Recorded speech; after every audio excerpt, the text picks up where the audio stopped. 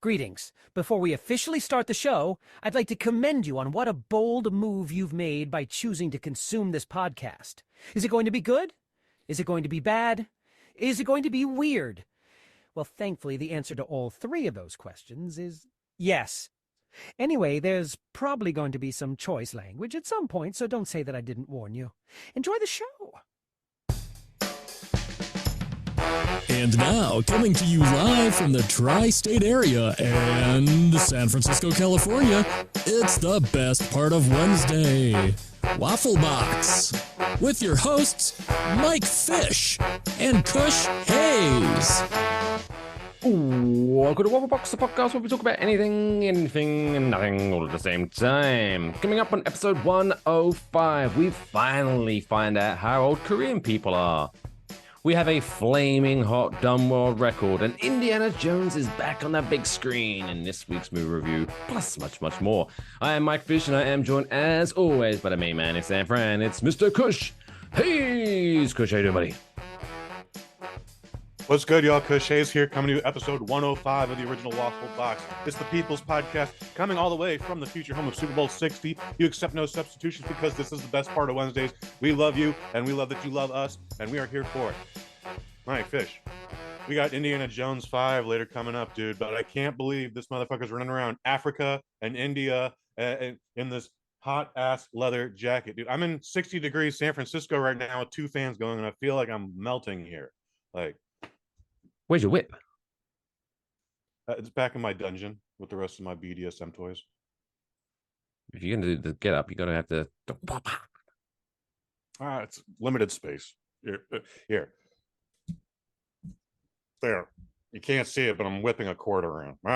There. Beautiful, beautiful. Yeah. I guess, I am obligated to ask, I guess. How was your 4th of July, you ungrateful, treacherous swines? Pretty fantastic. Just stayed home, very mellow, maybe watched some Captain America films, had some drinks, made sure that the dogs weren't barking at little children. That's still a thing. Otherwise, it was fine. The house didn't burn down, thankfully. That's good. There you go. Yeah, you do. I'm still not over it. I'm being honest. Perfectly good tea. Why would you put that in the river? You just you're contaminating the water.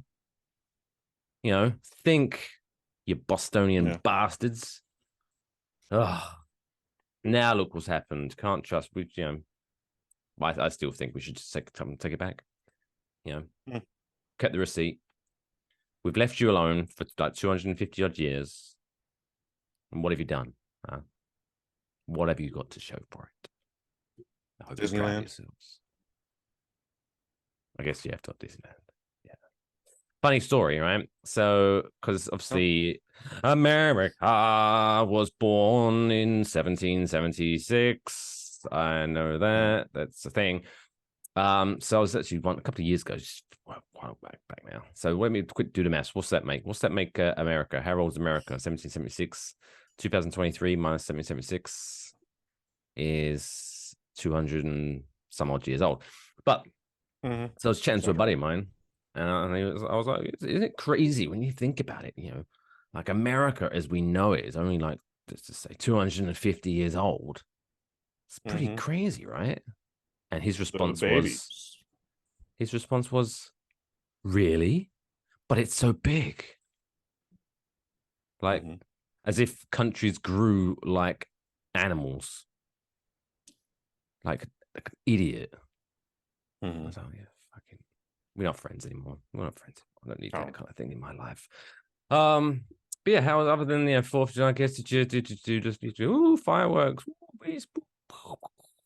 No, we had a lot of overcast out here this week, so there's no fireworks. We had there's a golf club down the street, the Olympic Club, and every year they do a big fireworks show. And last Saturday, it was actually very nice. The Saturday previous to the holiday weekend.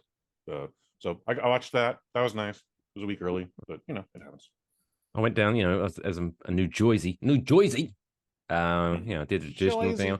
I went down the shore, went down to the Jersey Shore, and Okay. watched some fireworks on the beach. It was lovely. It was very nice. It's Nice. beautiful. As I was like, God save our gracious King. I was fuck you. I was just like walking along the beach, just banging, like patting beers out of people's hands, like, take that. Yeah. Well, you showed us. Jeez. What I'd hate to see you around Christmas time. Santa. That cunt. Anyway. Lathan, man with the on the boards with the pushing the guy. buttons and all that good stuff. Did you enjoy your 4th of July? How did you get on? Well, I have a sunburn so brutal that you could use me as a nightlight, and I have a hangover so severe that it feels like a hippopotamus sat on my head. So all in all, I'd say it was a pretty successful 4th of July. Yeah, standard. I mean, is it really 4th of July if you wake up on the 5th of July with a clear head and a clear mind? I mean, obviously, there are some people that don't drink for good reasons because, for health reasons, all that good stuff.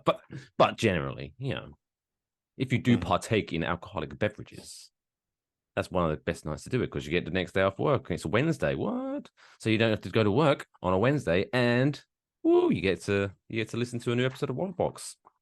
Ka-ching. You're welcome, Cashback. America. You're welcome. Yeah, even though there are some ill will, some bad feelings, there's bad blood between us. I'm still gifting you with the joy and the gift of Waffle Box. Unless you're listening to this in Canada, then we're all right. You're good people. You're good people. And anywhere else, I guess. I don't know. But I'm assuming most people that listen to this are American, just for some reason.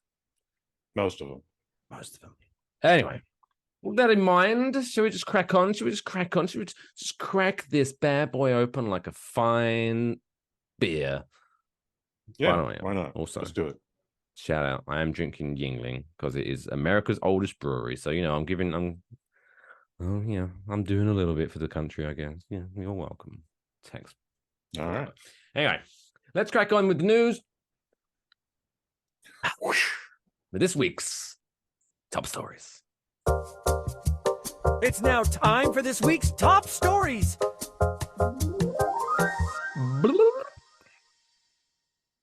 Question, Kush Hayes. That's me. How old are South Korean people? As old as everyone else? Apparently not. Well, apparently they are now. But did you know this thing, right? So apparently, because they just brought into a new law that's changed everyone's age in South Korea. Everyone's got at least a year or two younger in South Korea. Oh, how the fuck does that work, you may ask? Yeah. So here's the thing, right? So apparently I learned this. I was like a couple of days old when I found that out, or a couple of days ago. Oh, you know what I mean? That South Koreans, so they used to have like two different systems of how to age people. I mean, besides orbiting the sun once a year. Makes sense, right?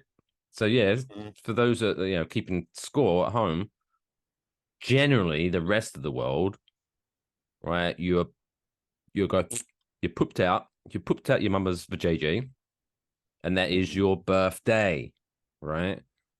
And then a year later, you celebrate the first anniversary of your birthday. And that's the thing, actually, because everyone says, oh, it's my 18th birthday. It's not your 18th birthday. You only have one birthday. You're only born once. You just celebrate an anniversary of your birthday. Get it right.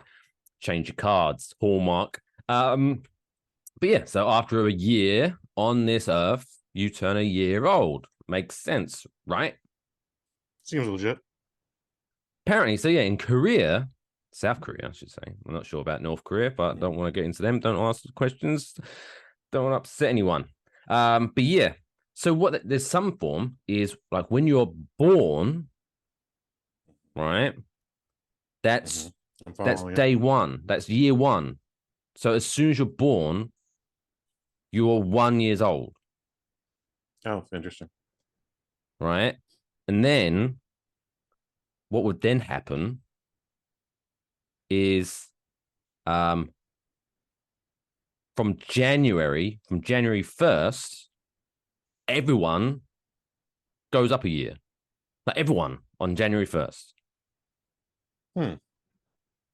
So in theory, so according to this story that I was reading, right? So someone, if you were born on the 31st of December, keep up, right? I'm following. And the next day, so your second day on this earth, you would turn 2 years old. Fascinating. What kind of nonsense is this? And then the other one It's is definitely just some screwy math. And then the other one is like 0 at birth and then adds a year on January. So everyone, regardless of the system, January 1st, boom, you're a year older. Mm-hmm.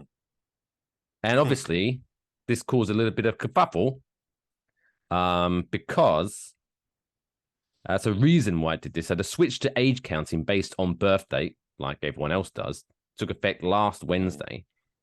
President Yoon Suk Yeol pushed strongly for the change when he ran for office last year. He said the traditional age counting method created, quote, unnecessary social and economic. Why can't I say that word? Economic. There we go. Economic costs. For instance, disputes have arisen over insurance pays out and determining eligibility for government assistance programs. Plus, I don't know what the drinking age is in South Korea. That could be an issue. Great question. Because let's just say, for argument's sake, it's like 21 like America, right? Let's just say you have to be 21. Let's just say it. Imagine someone's about to turn 21 and they're like, whoa, here comes that legal drinking age. Buddy. And then they read the news. Oh, no, sorry, you're now turning 19. You have to wait another 2 years. Oh, that'd be a kick in the nuts, wouldn't it? Mm-hmm. Jesus Christ. But yeah, so I found it fascinating. Just like, you always say, everyone should just appreciate and be respectful of other people's cultures because it'd be nice. Be nice. Peace and love, right? However, with all due respect, that was a fucking dumb system. I'm sorry, that was a dumb system. I thought they were good at math, but maybe that's me projecting. I thought they were good at math, but again, I might just be projecting there. That's my bad. Well, how did this get on so long? Like seriously, someone had a baby on December 31st and January 1st, their baby was 2 years old, and they were like, "Yep, that makes sense." Anyway, so there you go. South Korea's finally aligned with the rest of the world. Welcome in, South Koreans. Welcome in to the proper year olds. Or, one benefit though, I bet there was some people, about to celebrate their 40th birthday. Oh my God, I'm so old. Oh, psych, I'm 38. Fuck you, old age. I'm now 38.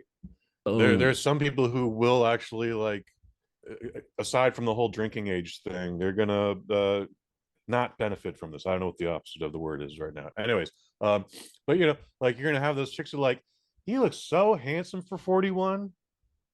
Wait a minute, he's only 39 now. I don't know. He just looks okay. You're gonna get a couple of those.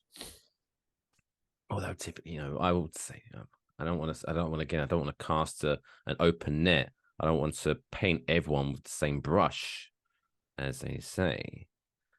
But now I've never been to South Korea personally. But where I live, there is a large Korean population. Okay, word. And I will say, up until about, I don't know, 50 or 60, they all look young as shit. Yeah, right. I don't know what's their secret. Clean living, lots of clean living in that culture. Unlike me, who's dripping like a fucking faucet here. Hey. That's sweat or snot? What are we working with here? Running my nose, blowing my nose. Beautiful. But yeah, if you're any South Koreans listening or watching, here's up. Enjoywafflebox@gmail.com. What's your secret to eternal youth? You glorious looking bastards. Resetting the clock back 2 years. That's my secret. That works. Anyway, Lying about my age. Next story. This is also very dumb.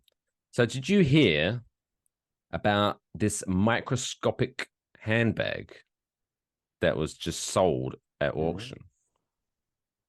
So no, I did not. So this art, it's called art. Right?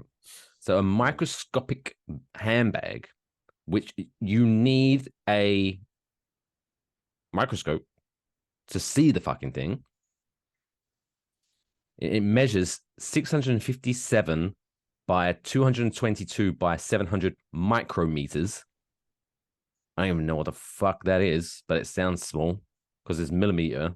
That millimeter is pretty smaller than a millimeter. Yeah, it's pretty small, and it's quote narrow enough to pass through the eye of a needle. And this is a purse that's so small that you need a microscope to see it. The art collective behind the bag said. Guess how much it sold for? A lot. No, 30 grand. This bag, which is, quote, smaller than a grain of salt, sold at auction for $63,750. Wow, all right, I was halfway there. Fuck. Still, just don't fucking lose it. Well, funny you should say that. So the art collective dear. Mischief, but they've got some letters missing because, you know, they're in Brooklyn. That's cool, apparently, to misspell. Is known for its controversial designs, quote. They include shoes that contain human blood, trainers with holy water in the soles. I believe that was the what's his face? The rapper, who sold the things with blood in it. Fuck, what's his name? I don't know. Lil Nas X. Little Lil Nas Nas X. There we go. Yeah. A cologne that smells like WD-40, which isn't WD-40 as liquid anyway. So by the sounds of it, they just pour WD-40 into a perfume cologne bottle, and some sucker fucking bought it. It is made of photopolymer resin and was created using a 3D printing technology often used to make tiny mechanical models and structures. While it was created, some of the tiny bag samples sent to be reviewed by the brand were so small that they were lost. All right. What is wrong with these people? Like, I don't. That's a year's salary for most people. And you're just buying, like, literally, like, imagine the fucking container case you have to get that, because you have to put it in a case because you definitely don't want to lose it. But then also you're gonna have to have like a microscope near it, so when you have guests, though, you can look at this bag. So, Dick, this 1 micrometer is the equivalent of 0.001 millimeters. Fuck me. Which still doesn't tell me anything. Still doesn't tell me anything. That's a lot of zeros in front of it. So that's actually something. Indeed. Well, if a microscopic handbag is considered art, honestly, then they should hang my dick pics in the Louvre. Boom, boom. Shh. Don't put yourself down like that, Lathan. Oh my goodness. Yeah. That's ridiculous, guys. You have too much money to spend. Just give it to a hobo. Come on. Or just you buy literally a can't regular see it. size Okay, bag. like it's here, Mike. I have a whole set of kitchenware right in the palm of my hand. I'll give it to you for a steal too. $100,000. It's oh damn. Damn. That would be hilarious. But anyhow, it's just I always just like it's controversial design. No, this isn't a controversial design. This is just dumb. This is dumb. It is dumb. Stop wasting your money, people. Like, I don't know. Or You never know. You never know things. what you're going to be like until you get to that point. But I always think, when I'm rich, when we finally get that Spotify swag for doing this show, I still think I'm going to be cheap with my money. I'm not going to buy anything stupid. But there you go. So what is it? Just a hookers good and dumb pills. start. Just hookers, blackjack and hookers. And pills. Back, Lots of keep pills. blackjack. Continuing the theme of dumb things, shall we talk about some people that are achieving things with their lives, setting a goal, and crossing the mark? It's now Only if they're time. doing it better than anyone else. Yeah, I don't know why I'm talking like this. I don't know why I'm talking about like like it. Jason Statham in fucking hell, I'm Jason Statham. In anything Jason Statham's in. I'm bored and angry looking for no reason why. Yeah. Good. You're fucking killing it. I don't know why I keep doing it. Or that Brett Goldstein. Maybe they're related. So Brett Goldstein I'm doesn't from sound Ted like Lasso. Roy Kent. Everyone annoys me. Fucking cunts. Fucking wankers. If you go back to the original Ted Lasso pilot, there's a couple scenes where Roy Kent does growl like this, but then there's times where he's talking like Kermit the Frog also, because that's his real voice. I think we've already discussed this. He's see him a do very timid interviews. man. I enjoy playing Roy Kent, but I talk like this.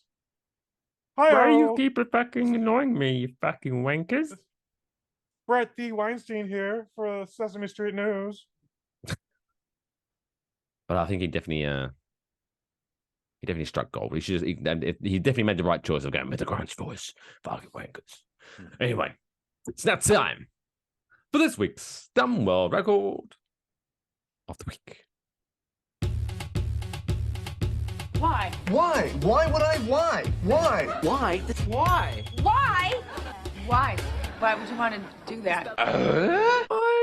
Why indeed? This week's Dumb World Record takes us to France. Ooh la la.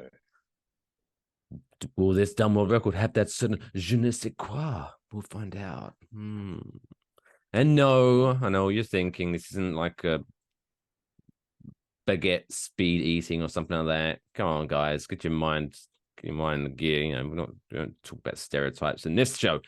Anyway, so yeah, a French firefighter earned a Guinness World Record for running a distance of 893 feet. That's it. Congratulations. He ran 893 feet. Like in a second, or like, but he just ran less than 900 feet. Yeah. Are we celebrating that the French are using feet and not meters in this one contest? Like everyone's always run 100 meters, but no one's ever run 893 feet. Yeah. Not wait, France. no, sorry. He was on fire. That's the correct thing.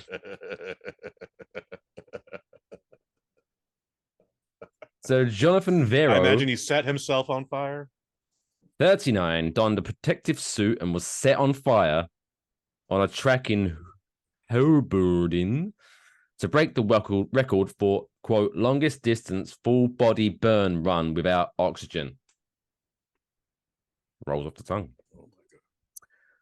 It doesn't actually say like how long it takes, because it says he completed the first 328 feet, very specific, in a time of 17 seconds, breaking a second record for fastest full body burn 100-meter sprint without oxygen. So he broke 2 world records by just kept running. 893 feet. That's like quick maths. That's like 100. It's a lot of me's laying end to end, being on fire. I don't know what it was. It's like, because, right, my understanding of physics is that obviously fire requires oxygen to burn. I've seen the little triangle thing, right? You need, fuel, oxygen, and what's the third thing? Is it heat? Hydrogen. I don't think you need hydrogen. But anyway. Maybe I'm thinking of water. Anyway, So obviously, as you burn fire, 272 meters. 272 meters. Crack on. 72. 272. obviously, as fire burns, it requires oxygen to keep itself going. So obviously, it starts sucking in the oxygen from its surrounding areas, right? So obviously, when you True. are on fire, it's very hard to breathe because all the oxygen is being sucked out rather than your lungs doing its natural sucking in. So my point here is that when it says the fastest full body burn without oxygen, isn't that kind of redundant? Like, because there's no way of doing this with oxygen. Mhm. Just being pedantic there, Yeah. but there you go. Well, that's it, fellas. Put a fork in it, because this segment is done. I think we may have reached the pinnacle of dumb world records. Yeah, again, yeah. I mean, there's some dumb ones in our time, but hey, how far do I have to run to break a world record after you set me on fire? Why do you even do that? Like, I guess he's a firefighter, so I'm. If in the story it was like, well, the reason he's doing it is because he's trying to raise awareness of, what not to do.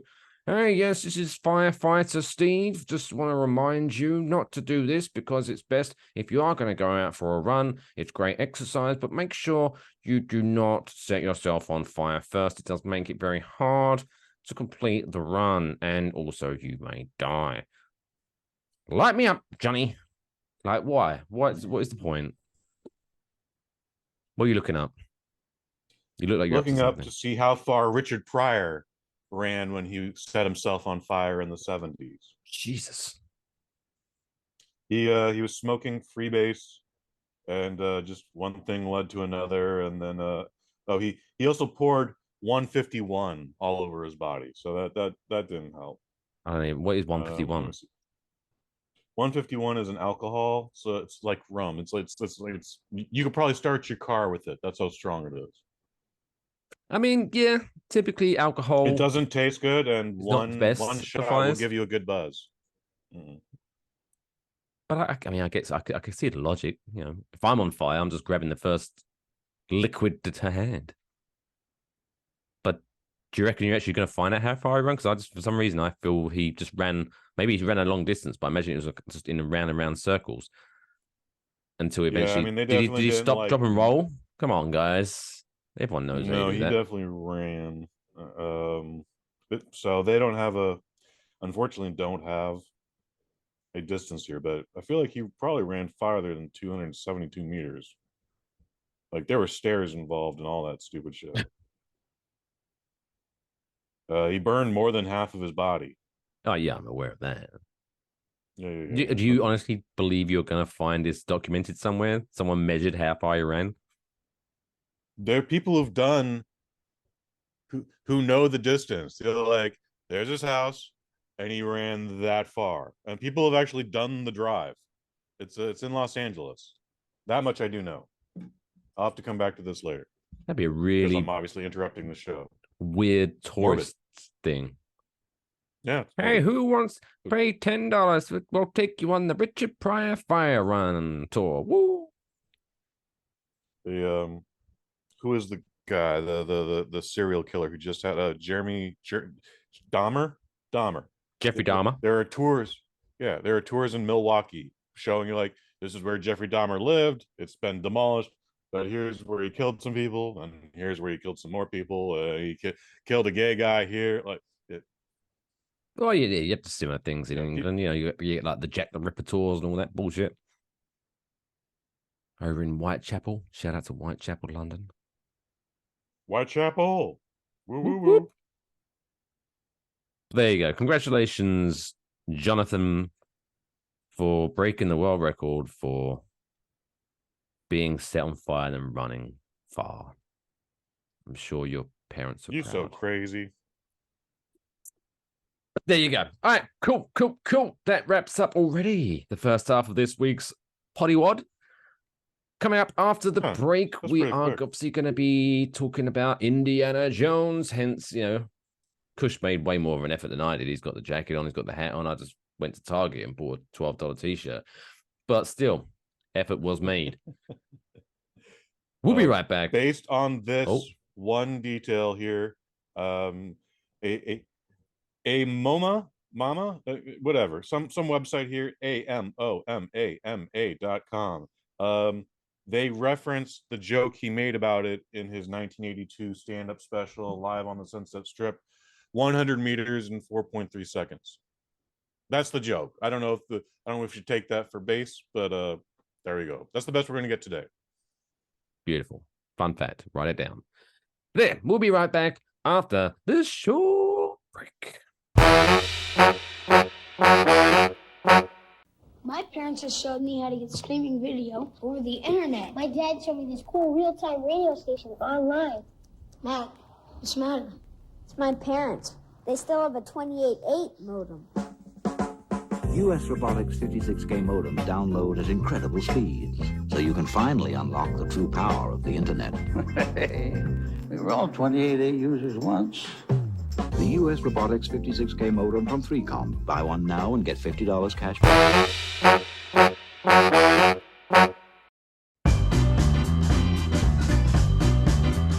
It's now time for the middle of the show quiz.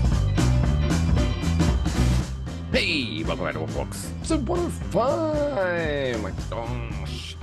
We are at the middle of the show, so quite frankly, if you ask me, and who would argue, it's the perfect time for the middle of the show quiz. What we do here is I ask Kush 5 questions, 5 simple questions about a certain topic, and obviously his aim of the game is to get at least 3 out of 5 for the win, if not the clean That would be sweep. nice. If he gets the question correct, he hears this noise. Oh, it makes him happy. Startles me. Okay. However, if he gets the question wrong, he hears this noise.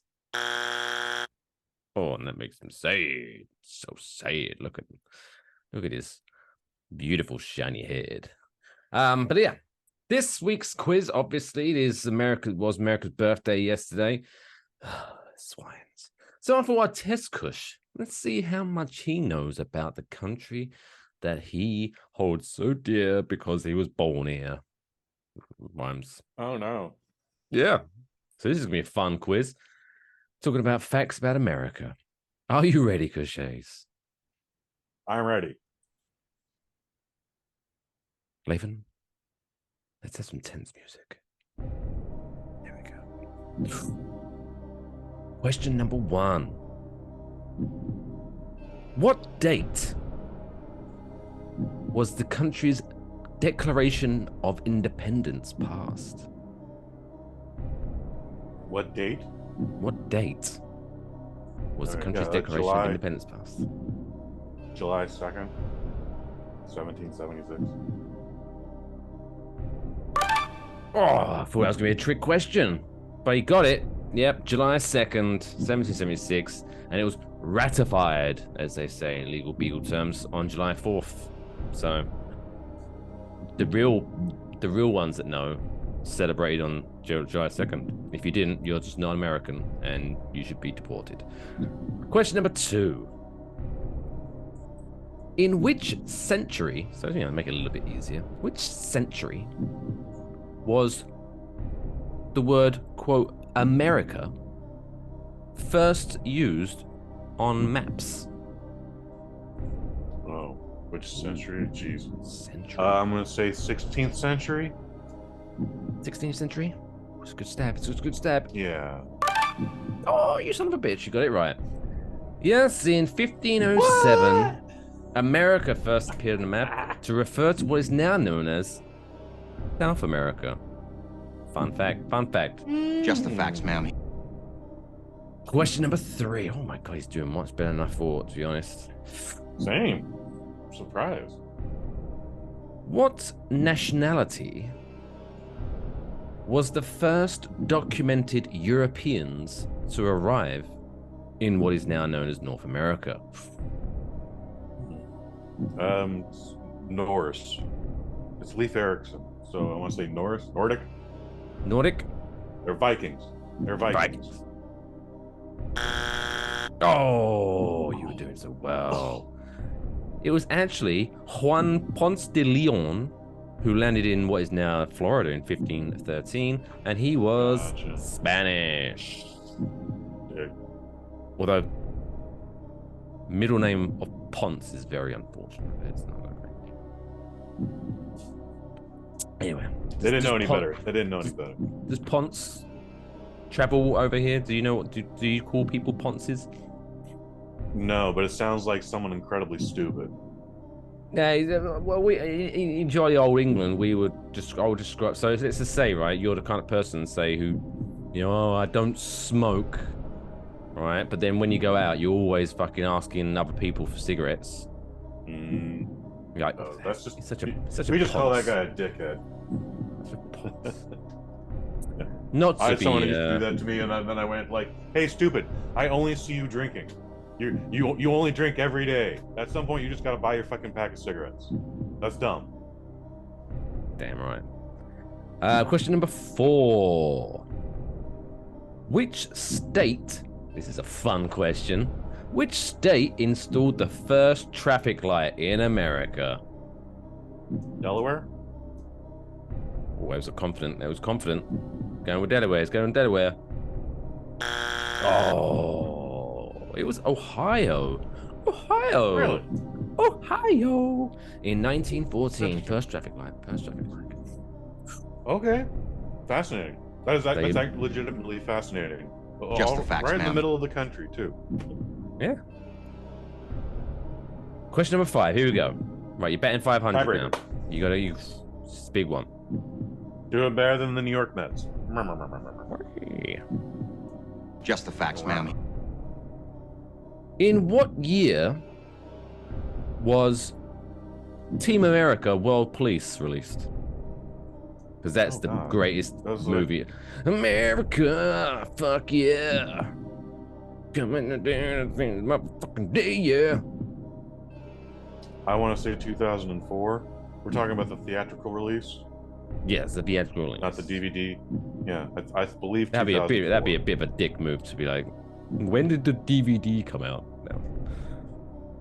It would be a year later, but still. So what's I'm your saying final answer? 2004. 2004? 2004.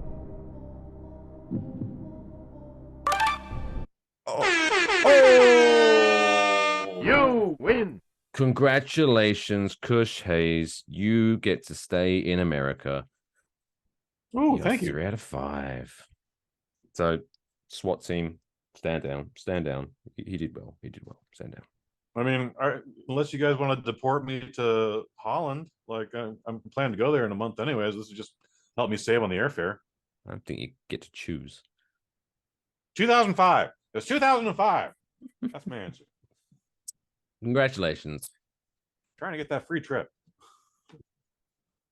And if anyone's listening to this in Ohio, they're probably thinking, I now want to know which was the first traffic light. Was it? Oh, yeah. Let's see if I can find it. You reckon they must have a plaque? They must have a plaque next to it or something.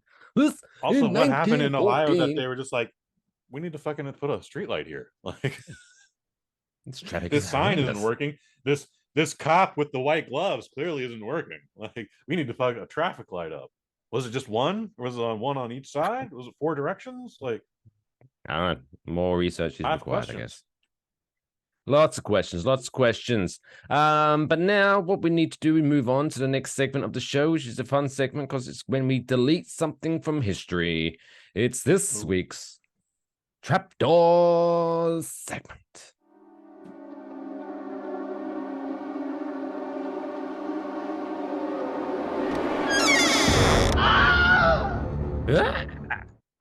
And keeping with the theme of this week's show, America, fuck yeah.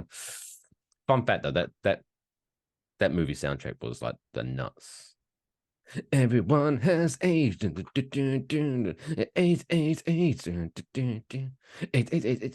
AIDS.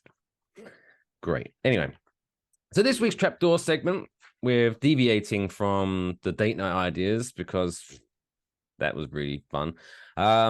This week's Trapdoor centers around United States presidents. Yes, I am going to list 4 United States presidents, and you have to decide which one goes down the trapdoor. Nice and simple. Kush Hayes has to show his working as to why he has deleted this American president from history. Okay, So your 4 options of U.S. presidents are President Jack Nicholson from Mars Attacks. What? Oh. President Bill Pullman from Independence Day. President Morgan Freeman from Deep Impact.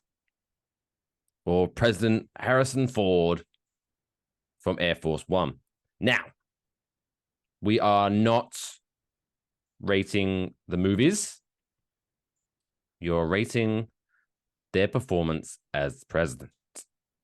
Now, I will say, just for a little fun, just sort out the world and make sure all the stars are aligned, things like that. I'm not saying you are going to send him down a trapdoor, but just in case, like I worked a little bit, loophole in and stuff like that. If President Harrison Ford does go down the trapdoor, that doesn't suddenly destroy our movie review, because obviously Harrison Ford's in that one. But yeah, there we go. Little loophole for you. So yeah, come on. Show us your working. What's your thoughts? This is actually a very simple one, Mike Fish. Thank you for giving me this one and telegraphing it. For a second there, I was literally thinking you were going to real presidents. Oh no, this goes against. That would have been a really fun segment. They're all going down the trap door, son. Anyway, Abraham Lincoln. Even Abraham Lincoln. Guess what? To be fair, I probably Harrison only know Ford. off the top of my head. How many presidents do I know? Obviously, Abe Lincoln. I know that one. Then you got the fella now, Joe Biden. Mm-hmm. Old Donnie Trump. Mm-hmm. Barack Obama. Mm-hmm. George Bush 1 and 2. So there's 6. Billy Clinton got him. At 7. Can I go for 10? Who was the which one's which Kennedy was it? Was it John or Robert? It was John, right? John was the president. John F. Kennedy. Boom. That was 8. John was a president. Robert was a senator. Okay, good. 2 more. Come on, Mikey. You do this. Who's the fella that he used to be an actor, and then he did Schwarzenegger. He would have made a great president, to be fair. Fuck, I'm drawing a blank. That's okay. What? Yeah, you did really well. I did well. I'm better than I thought I would. But anyway, there was a president who died in 28 days. I haven't watched that movie. No spoilers. No, he he died. He got I think he got typhoid or something stupid. No, it was even dumber. Tuberculosis. Something took him out. Something that we have vaccines for now over a century. Just took him out in 28 days. Oh, don't mention vaccines on the show. YouTube will flag it. Oh, jeez. My bad. Mention about vaccines. Yeah, come on in. Jackie Nicholson, Billy Pullman, Morgan Freeman, Harrison Ford. Which one was the worst president and why? Well, it's not Harrison Ford. Air Force One, not my favoriteest movie ever, but Wolfgang Peterson knows how to do a good flick. Gary Oldman's in it as one of the terrorists. By the way, Harrison Ford is a fighting president in that one. He's not being protected. Oh my God, I'm the president. Someone save me. No, he's get off my plane. Freely slugs people, freely shoots at them. That's the president you want to vote for, and hope you could vote for a third term, quite honestly. So Harrison Ford, regardless of our review today, you are not going down the trap door. Morgan Freeman, Deep Impact. He was actually a pretty good president. He just happened to have the misfortune of an asteroid slamming into the planet while he was in office. By the way, he's not president of the Earth. All right, I don't know where the asteroid crashed down. That's not his fault. It was an asteroid. It's force of nature, act of God. It's what invalidates most of your insurance policies. Force majeure. All right. So Morgan Freeman, I always hate that bullshit. By the way, the act of God, get out of jail free card for insurance, because technically, depending on how religious you are, technically, if you're really super religious, everything's an act of God. Touche. You're an asshole. Bill Pullman, going back, Independence Day, one of my favorite popcorn blockbusters. Like, I only saw it in the theater one time, but if it's on TV, take out the batteries, throw away the remote. We're waiting for President Pullman's goddamn fucking speech, and that Best thing still gives speech me ever. chills, dude. Like, no, many people have tried to duplicate it. No one has surpassed it, and that's right. President Bill Pullman. I actually had the pleasure of meeting Bill Pullman when he was doing a thing for Independence Day 2. Not a good movie. I haven't watched it. And I don't want to watch it. I cannot recommend you do watch it unless you have like some sort of like masochistic vibe where like, I'm out of cigarettes to burn on my forearm here. I guess I'll watch Independence Day 2. Anyway, Bill Pullman, God bless you. You're safe. Jack Nicholson, president from Mars Attacks. You are indeed the worst president in major motion pictures. You let Congress blow shit up, and for some reason you're in the movie playing 3 different characters. Whatever. Jack Nicholson, thank you for your service. Dang. Yep. Hey, Jack. Hey, Jack. You don't like it? Yeah, well, you can't handle the truth. Oh, see what I did there? See what I did there? Like I said, I got to meet Bill Pullman, and I was like, dude, I'm really a big fan of yours. And thank God he didn't call me on it, because like I'm drawing a blank, like in this moment. Like I can't even say like I love you in Independence Day. Like I don't know what I've seen you in, Bill Pullman. However, he got so bashful, like he turned right and it's like, oh, thanks. And I was like, You should have You shook are his hand and was amazing. like, thank you for your service, sir. I shook his hand. He was a delightful gentleman. Everyone on that set was awesome. So I got to meet Liam Hemsworth and Jesse Usher, who you know from The Boys, who plays A-Train. He was also in Shaft 2019. That's a terrible movie. Sounds it. And then met Jeff Goldblum. That dude is a phenomenon. Like you just like I don't get starstruck often, Mike Fish, but I was like, Jeff Goldblum is right there. He's not even 6 feet away from me. Like I could arms distant, I could like hit him in the fucking shoulder right now. If By the way, that man his doesn't have a knuckles are as podcast, big he as should. Shaq. I would listen to Jeff Goldblum talk about anything. So fascinating. It's kind of surprising he doesn't, but maybe he's a busy dude. Like he's gonna be playing the piano in Oakland at the end of July here. Tickets are very reasonable too, like $60. I wish I could go, but I'm gonna be out of town that week. It's just him playing the piano. Just he plays the piano, dude. He's got huge. Does he sing? He's got Shaquille O'Neal level knuckles because he practices the piano so goddamn much. Does he sing? I don't believe so. I think he's just literally strumming the ivories.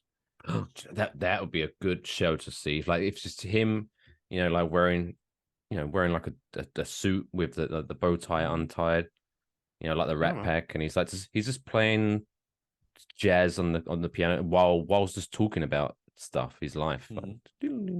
So yeah, in 19 I was in Jurassic Park. Ding ding ding ding ding. Like, that'd be great.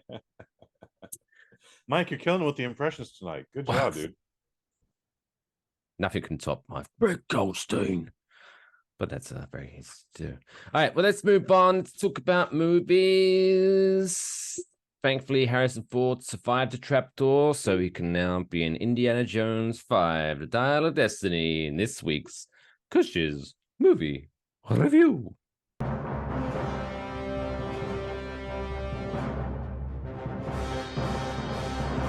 Kush's movie review. Indiana Jones 5, The Dial of Destiny, a movie about an old man who's upset someone's been tinkering with his thermostat. Starring Harrison Ford and not Shia LaBeouf. Kush. Yeah. What's this movie about? Indiana Jones and the Dial of Destiny. It's the 5th Indiana Jones film. It's the first one we've had in 15 years since the Kingdom of the Crystal Skull, and you know what? That was not a good movie. It's one of those things where you're like, God damn it, we had a pretty solid trilogy. In fact, the way that 3rd movie ends, it's perfect ending. All right. I've never been much of an Indiana Jones fan, despite how I'm dressed right now. However, Raiders of the Lost Ark still holds up. Like What's the stayed one up with the late Nazi's one face night. melting? That was a good one. That was the one with the Nazis' face melting. Yes, sir. I stayed up late one night, got through an awful 3-hour episode of Raw, and then like, and now we're gonna play Raiders of the Lost Ark. And you know what? The first 20 minutes, dude, that shit is like still intense. For a movie in 1981 that I don't really have fond feelings for, shit holds up. Temple of Doom, which is the second one.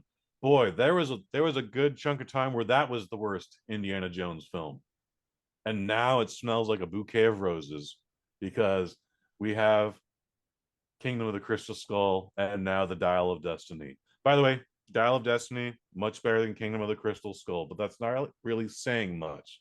I know folks were excited about this. I know folks who were excited about this, and my attitude about it is like, if you want to do more Indiana Jones movies, I'm fucking down. But I don't want to see my 80-year-old grandfather get assaulted by Nazis repeatedly. And that happens throughout the entire film. By the way, he gives it as good as he takes it. Like, one punch knockouts for everybody from Indiana Jones. 80-year-old grandpa is just knocking hoes out, like left and right.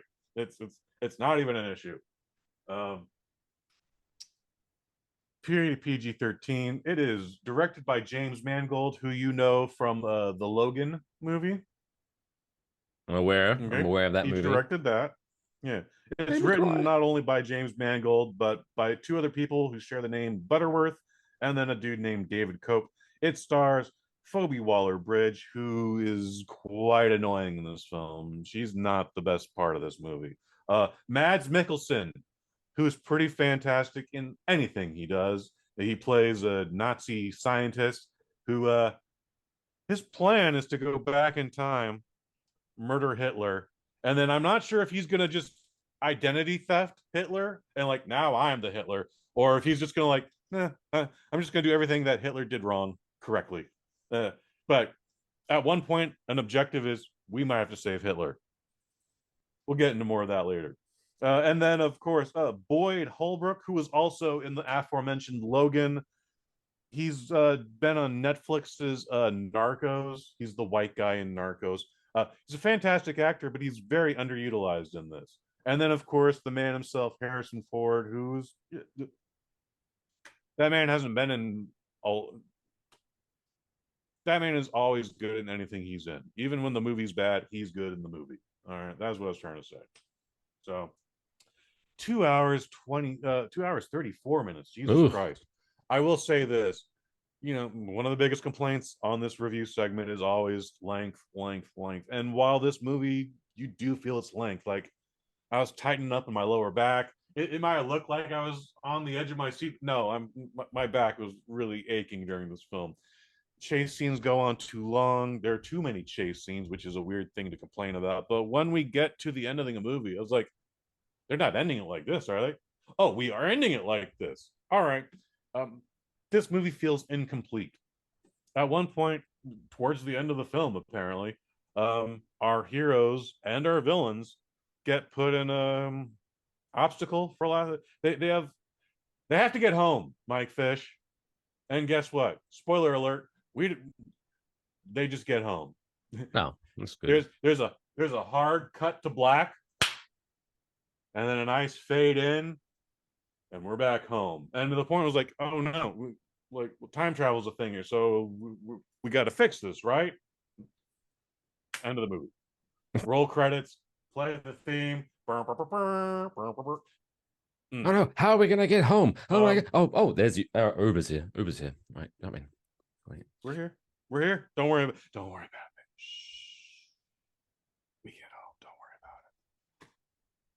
You know what? This wasn't a bad movie. I was not looking forward to it. A lot of people, though, are giving that ending a pass. And I'm still not going to tell you necessarily what happens. I'm not trying to spoil things, but it's a bullshit ass ending, dude. It's not good. How's Harrison Ford keep up in his youthful age? Thank goodness for movie magic, because Harrison Ford can outrun cars at 80. I can't outrun a car, but sure enough, he sees some people steal fake short round. They throw him in a van and they turn a left corner, and here's like, well, there's an alley over here. And then he runs, and sure enough, the next cut is he gets out of the alley, and sure enough, that car makes a right turn and goes up the road. And he's like, to be fair, I can't get him now. But it was like, you really just outran a car for one block. No, and now sir. you're just giving up. No. We shouldn't have even been. He should have just been like, "There's no way I'm gonna fucking run them." Like, so At my age, it's with my back, it my knees. Considering how okay it is, it could have been much better. Again, I didn't have high expectations going this, but you see this like, for what I'm seeing, this should have been better. Should have been shorter. Should have been tighter. But again, maybe when we get to the ending, I'm like, we're not ending it like this. Oh, we are ending it like this.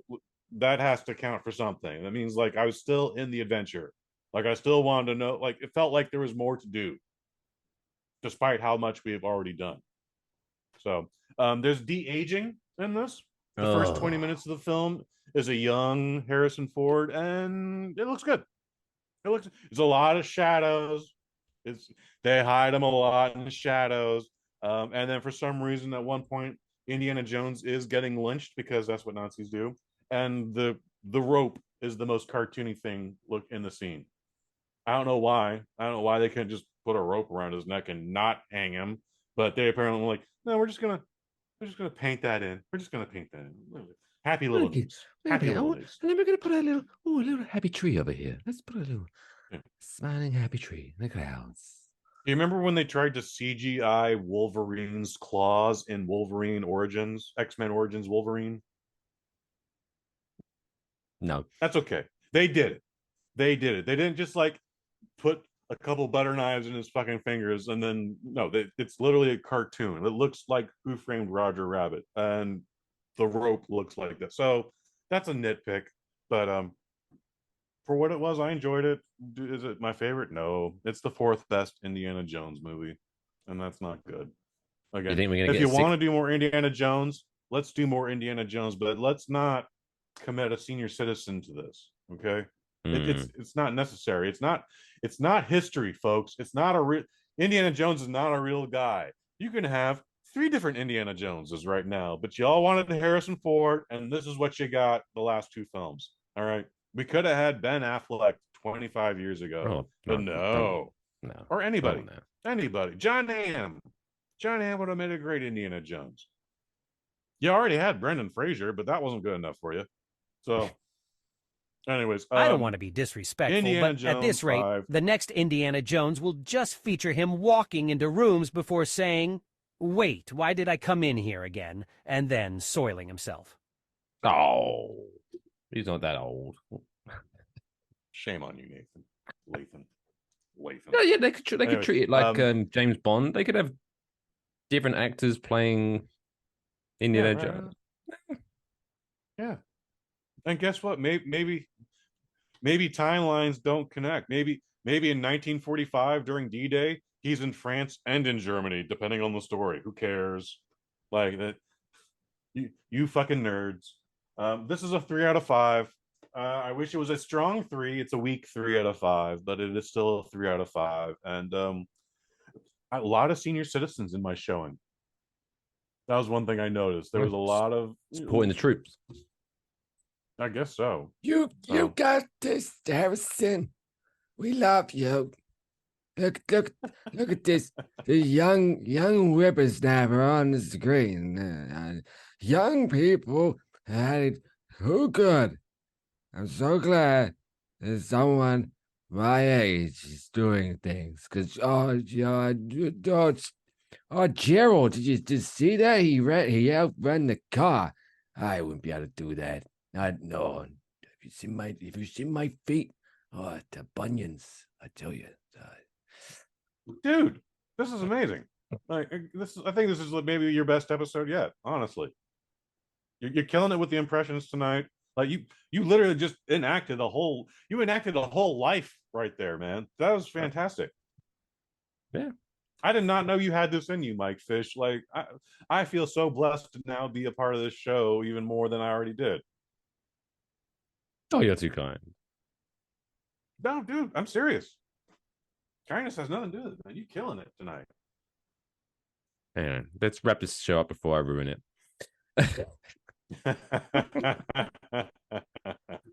Yeah, Indiana Jones, Dawn of Destiny. Indiana Jones 5, 3 out of 5. Week 3. Anyway, let's end the show as we always do, giving each other the warm and fuzzy feelings in this week's Feel Good Story of the Week.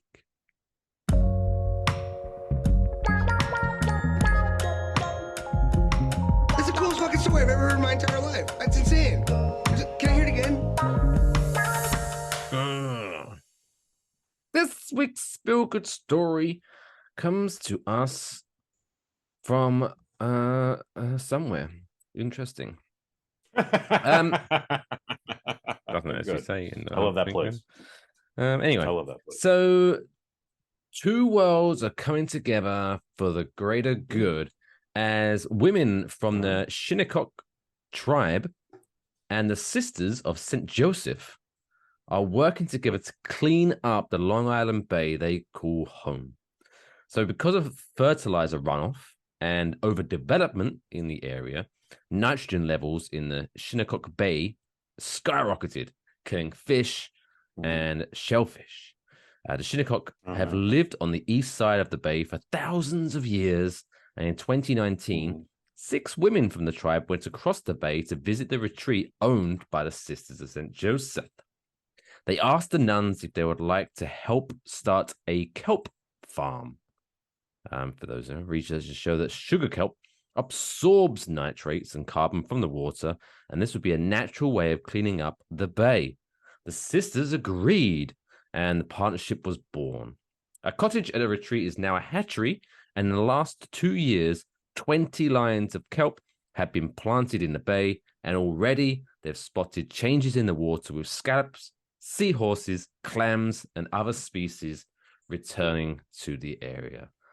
So shout out to those sisters are doing it for themselves. When on your own 2 feet. There you go. Saving the environment, one kelp farm at a time. So shout out to the ladies from the Shinnecock tribe and the Sisters of St. Joseph for, helping make the world a little bit better of a place. It's nice. It's a nice little lady. Story there. Off the cap. I think so. There you go. What do you think about that? It's a nice little story, right? Sounds Japanese. Brilliant. We only identified it as somewhere, but sounds Japanese. But which women of the Shinnecock. The older I get, the worse I get about this. There's some Native Americans involved there, I reckon. So I don't know if they're in Asia. See, I didn't even think about that. Good for you, Mike. You're killing it tonight. I don't know if you could. Probably the microphone's not picking it up, but there was like it's 11:15. Why are they fireworks, dicks? Oh, anyway, yeah, no, it's because it's 11:15, the day before Independence Day. Yeah. No, I'm surprised we haven't had more explosions out here this week. It's the day after 4th of July. Remember? Wink, wink. Yeah. Well, they got leftovers. Anyway, that wraps up this show. So, if you obviously enjoy this show, make sure you tell your friends, tell your family, tell your pets to check out the show. Go to enjoywafflebox.com for all the links where you can follow, subscribe, and all of that good jazz. If you do want to suggest any stories for us to discuss in a future Wafflebox, obviously you can email us enjoywafflebox@gmail.com. I've been Mike Fish. You can follow me at only Mike Fish on social medias. You can follow this guy, Kush Hayes. Kush_Hayes. Lovely jubbly. Obviously, Producer Lathan at Producer Lathan on Twitter. So it's good night from me. It's good night from Kush. Lathan, do you want to say good night to the beautiful people? Good night, everyone. As Arnold Schwarzenegger always used to say, you're a fucking choir boy compared to me. See you next week. That was not the Arnold Schwarzenegger quote I thought you was going to go with there, but hey, it works. Until next time, take care of yourselves and each other. That's all, folks.